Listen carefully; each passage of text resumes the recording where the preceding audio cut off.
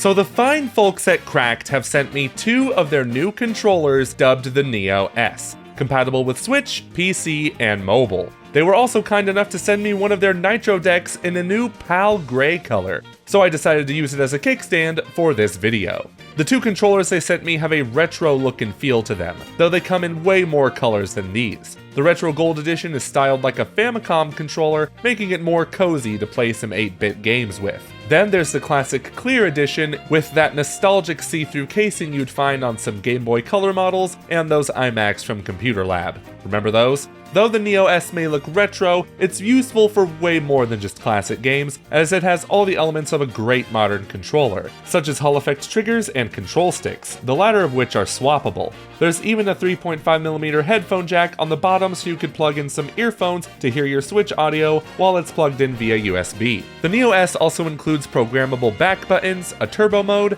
and rumble. All of these features can be adjusted through button combinations found in the digital instruction manual, but I recommend downloading the Cracked app as it lets you link your device to change these settings in user-friendly menus. I tested both of these Neo S's out with a variety of different Switch games, and they felt pretty good to hold, albeit they're a little small for my gargantuan hands, but nothing I couldn't get used to.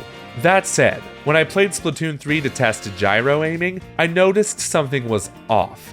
Now, I've always sucked at Splatoon, but this time the game didn't feel as responsive for me as it normally does. After a match of Turf War, I tested the control sticks to find out that the input lag had increased, but only with the control sticks, not the buttons. I connected my Pro Controller to see if there was something wrong with my Switch, and it wound up working fine. This was definitely a problem with both of the Neo S's I had. I didn't notice the lag too much when I played Metroid Dread and Super Mario Odyssey, but it was immediately apparent when playing a shooter like Splatoon, Quake, and even Metroid Prime. Keep in mind, these are just the control sticks that have this problem, not any other button like the D-pad. I tried everything to fix this, connecting it to my dock with wired communication on, turning on the controller's no dead zone mode, heck, even the firmware was up to date. Nothing, and I mean nothing, fixed this. But what's even stranger is that I connected it to my PC and it worked just fine.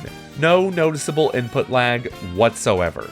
I genuinely don't understand how this is happening, and I found out that other Neo S owners have similar problems too. So I reached out to Cracked to see if they have a solution, but in the meantime, I can't recommend buying a Neo S, at least right now.